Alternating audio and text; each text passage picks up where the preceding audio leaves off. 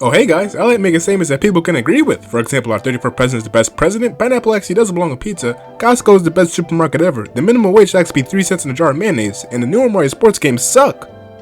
Okay, I think one of those statements is incorrect. Mario sports games, they're a weird group of games. On the one hand, they can be some of the most funnest times you can have with your family and friends, and on the other hand, they can be as fun as attending a funeral with family and friends. And I'm not gonna lie, I enjoyed going to my Aunt Janice's funeral more than Mario Sports Mix. The idea of a Mario sports game just works perfectly when you think about it. Real sports are boring, I can't sit down and watch a game of baseball, it makes me itchy.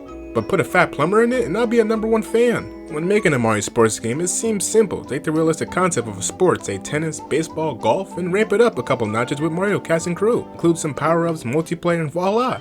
You've got yourself any fun Mario sports game, not called Mario Sports Mix. However, looking at the Mario sports games that we started to receive during the Wii, 3DS, and Wii U era, you start to notice a serious decline in quality from game to game. With different developers having their hands in the series, it was easy to tell when a game wasn't going to reach the peaks of its predecessors. Over time, Mario sports games start to look and feel different. And with modern Mario games such as Mario Tennis Aces and Mario Sports Superstars, you can see the amount of corners being cut from a mile away. It wasn't always like this though. Technically the first quote-unquote Mario sports game was NES Open Tournament Golf, and it didn't feature any of the aspects of a Mario game except that it included Mario in the game, and some Mario characters on the title screen. Mario Tennis, released in 1995 for the newly released Virtual Boy's reality star of Mario sports game. And if you're guessing, no I haven't played this game, it's because I enjoy having eyesight and not being blind. But from the footage I've watched of this game, it actually looks pretty alright. It doesn't do anything insane, but it does mark the beginning of Mario sports games. I mean, it's Mario Tennis on the Virtual Boy. My expectations were already low. I actually find the 3D and the graphics in general to be quite impressive for its time, although I would prefer this game to just be on the SNES. It looks tolerable. I actually have to give this game some credit for being the first to foray into the sports-related game genre, but that's about where my praise ends, and I don't really have that big of a music taste. But the music in here sucks. And it was from that game where a wave of Mario sports games were birthed, and thus in 1999, gamers were finally able to see their dream of playing golf as a fat plumber become a reality. Later on in the year 2000, Mario Tennis came out for the Nintendo 64, and there actually isn't much to say. I mean, this game gave us Waluigi.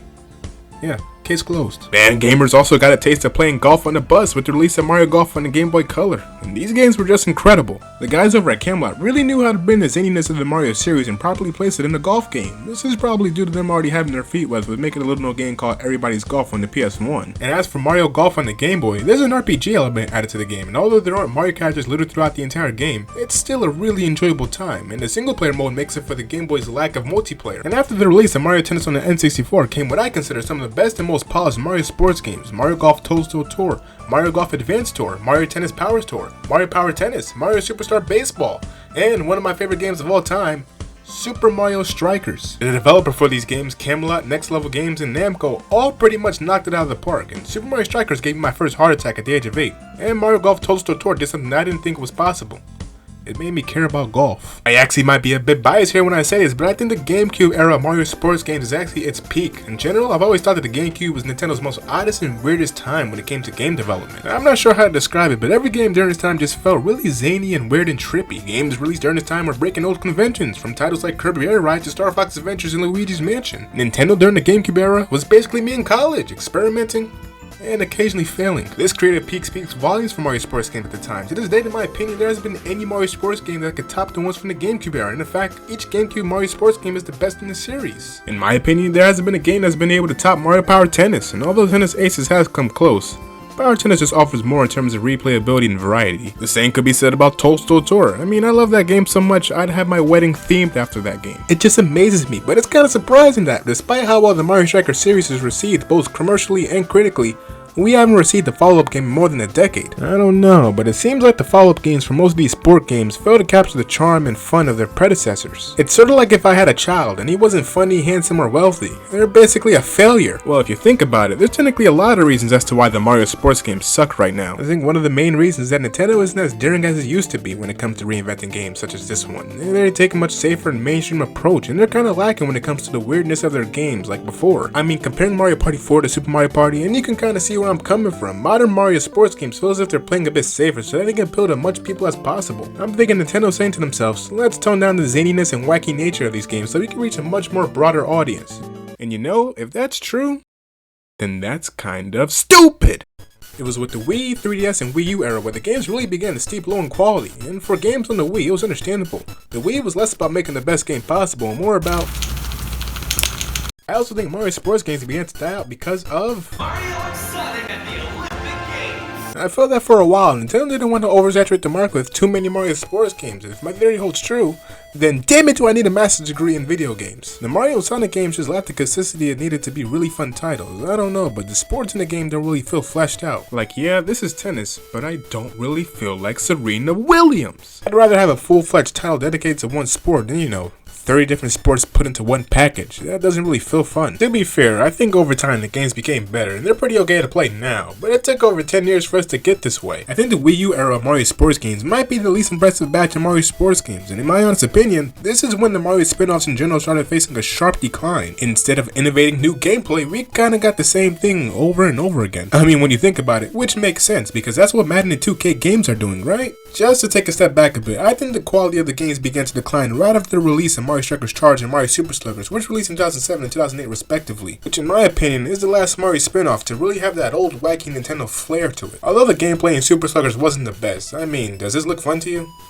It still felt like a core Mario spin-off when it came to presentation, and the roster of this game is insane. I mean, you can play as one of the golfers from Mario World. Any game where I can play as a golfer, it's pretty much a good game to me, and that's very few and far in between. Mario Strikers Charge was more the same, but it had improvements when it came to gameplay style and adding new features and characters. And oddly enough, Strikers Charge had online play when Super Sluggers, a game that came out a full year after, didn't. But that's besides the point. During the entirety of the Wii and DS era, these were the only new Mario spin-off sports games, excluding Sonic and Mario. Oh, and for the love of God, we did not acknowledge this game at all. It gives me chills. And a good old case of PTSD. It might be hard to believe, but for quite some time, there weren't any new releases of Mario Golf for tennis games, just re-releases, which I'm sure makes sense since the Wii is just an overclocked GameCube, and why waste money developing a new game when you can just slap the slogan New Play Control on the cover and sell 1 million copies. Now the Wii did see a new entry in the Mario Sports series with Mario Sports Mix in 2011, which came with an assortment of games like hockey, baseball, and dodgeball. Without saying much, this game is like going to a buffet and all the food is cold. Like, oh cool, there's food here, but it's all cold, and I don't like hockey. There were rumors of Next Level Games working on a Mario sports game called Super Mario Spikers, which was supposed to be a mix of volleyball and wrestling in the style of Super Mario Strikers. But just like most shows on CBS, it was cancelled. Next Level Games continued to work with Nintendo with the reboot of Punch-Out on the Wii and the Luigi Mansion sequel Dark Moon, but after nearly a decade with no new golf or tennis game, the 3DS and Wii U era is where we see a return of these respective series, with Mario Golf World Tour and the devil incarnate itself, Mario Tennis Ultra Smash. Mario Golf World Tour is actually a pretty fun game. It's just as good as the games that came before it. In fact, it's one of the better Mario sports games. It's just oozing with charm and personality that the Mario sports games of the GameCube era had. There were character animations for different scores, cool game mechanics, and a fun single-player mode. But then enter Mario Tennis Ultra Smash for the Wii U, which, just like me in middle school, is devoid of any personality or fun traits. Yeah, this game is literally just a tennis game with Mario in it, not a Mario game about tennis, and there's a big difference between the two. I didn't think it was possible, but this might be the least creative Mario game I've ever seen since...